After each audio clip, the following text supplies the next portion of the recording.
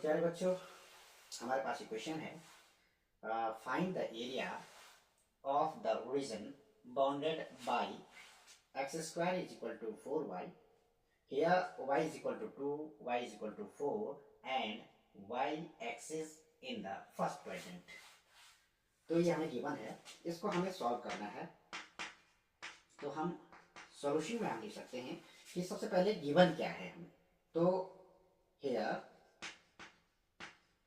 we have, हम इसे कह सकते हैं we have given that क्या curve x square is equal to 4y। एक तो हमें कर्व दिया हुआ है x square is equal to 4y, और कर्व क्या है, ये है पैराबोला। क्या है ये? पैराबोला। पैराबोला मतलब परवलय है। आप यदि हम इसको कोऑर्डिनेट एक्सिस में दिखाते हैं, कोऑर्डिनेट के रूप में अगर हम इसको दिखाने की कोशिश करते हैं, मान लीजिए ये एक्स एक्सिस है, ये वाई एक्सिस है, और हमारे पास जो इक्वेशन है वो है x square is equal to 4y। आप यहाँ पर देख सकते हैं कि ये पैराबोला है, लेकिन ये किसके सापेक्ष जो है ये पैराबोला रोटेट हो रहा है। तो ये हम यहाँ से जान सकते हैं कि एक्स और वाई दो एक्सिस हैं, तो दोनों एक्सिस में जिसकी विषम पावर होगी उसके सापेक्ष, यानी कि विषम मतलब ओड पावर होगी। अब यहाँ देखेंगे x की पावर 2 है, इवन है, y की पावर 1 है, यहाँ पर कुछ दिख नहीं रहा है, इसका मतलब 1 है, तो ये ऑड पावर हो गई। इसका अर्थ ये हुआ कि ये जो पैराबोला है ये y एक्सिस के अबाउट रोटेट करेगा, जो कि यहाँ पर यदि हम पुट करते हैं value x is equal to 0, so y is equal to हमें 0 प्राप्त हो रहा है। तो हम ये कह सकते हैं कि जो हमारा कर्व है वो 0,0 यानी कि ओरिजिन 0,0 से होकर जाता है। तो हम एक कर्व बनाएंगे जो पैराबोला होगा और 0 से 0,0 से होकर वो जाएगा। तो x is equal to 0 put करने पर हमें y इज इक्वल टू 0 प्राप्त होता है। मीन्स हम ये कह सकते हैं, मीन्स जो वर्टेक्स है, वर्टेक्स वो है 0,0, यानी कि मूल बिंदु से, जिसको हम कहते हैं ओरिजिन से होकर के ये वर्टेक्स जा रहा है। इसके बाद हम यदि देखें इन दिस क्वेश्चन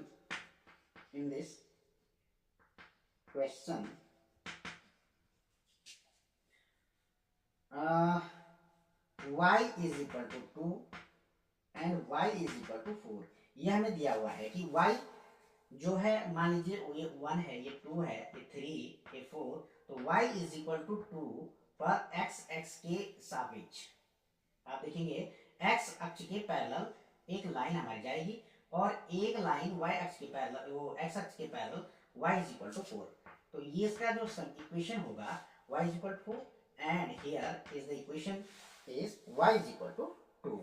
तो y x अक्ष के जो पैरेलल में हमारे पास एक तो y इज इक्वल टू 2 और y इज इक्वल टू 4 की दो लाइनें जाती हैं, और इसके साथ ही y एक्सिस जो हमारा y एक्सिस है, तो यहाँ पर हम क्या देख सकते हैं कि एक कर्व है parabola x square is equal to 4y, जो कि y एक्सिस के अबाउट 0,0 सेंटर से जो है होकर के ये रोटेट करता है, और इसमें y इज इक्वल टू 2 और y इज इक्वल टू 4 के बीच में जो एरिया बाउंडेड रीजन जो हमें प्राप्त हो रहा है वो कौन सा है, ये वाला रीजन है, जिसका हमें एरिया यहाँ पर फाइंड करने के लिए कहा जा रहा है, जो कि फर्स्ट क्वाड्रेंट में है। 2 से ऊपर होना चाहिए, 4 से नीचे होना चाहिए, और इसके अंदर होना चाहिए, इसके रीजन के। तो इसमें हमें ये वाला जो एरिया है ये हमें प्राप्त हो रहा है। माना हम इसको A मान लेते हैं, इसे B मान लेते हैं,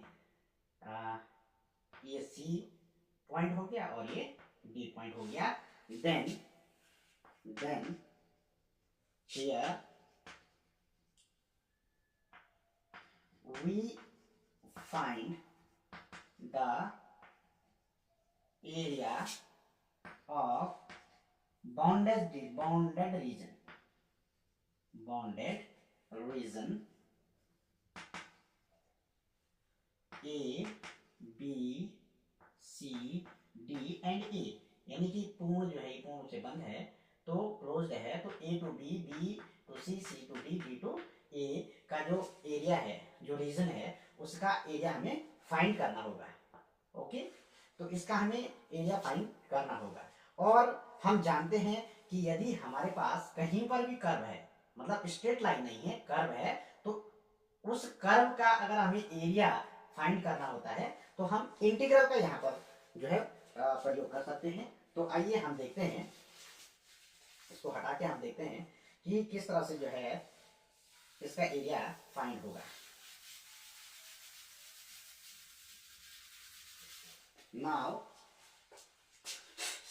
now area of bounded region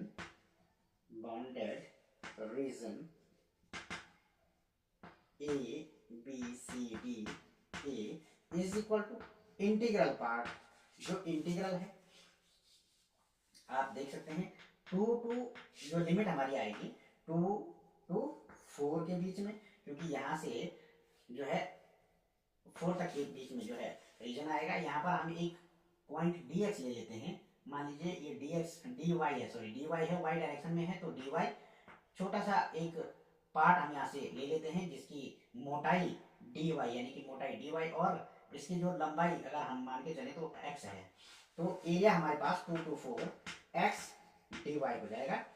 और चूंकि सिंस यहाँ पर हम ये देखते हैं कि हमारे पास फंक्शन क्या था, x square is equal to 4y, so x is equal to root 4y, so x is equal to 2 root y।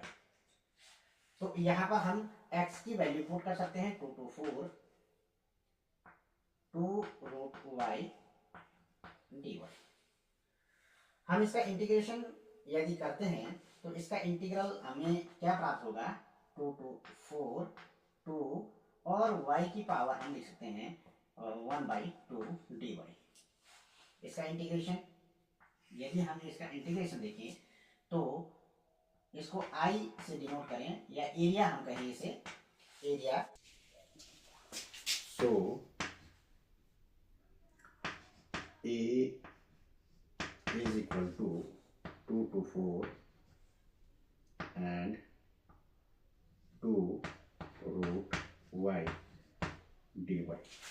ये हमारे पास जो है इस बाउंडेड रीजन का एरिया हो गया।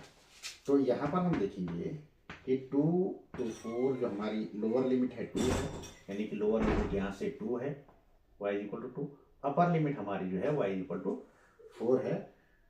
यहाँ पर हम देखेंगे 2 हम यहाँ पर बाहर ले लेंगे क्योंकि 2 कांस्टेंट है, और y को हम लिखेंगे y की पावर 1/2 dy, ये हम इसमें लिखेंगे।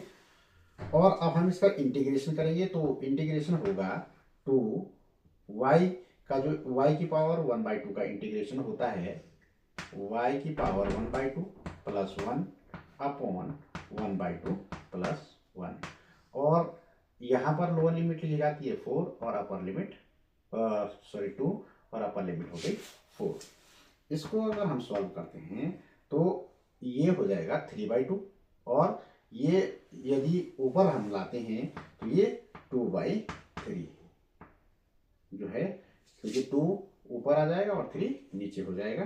तो यहाँ पर हमारे पास बचेगा y की power 3/2, lower limit 2 and upper limit 4।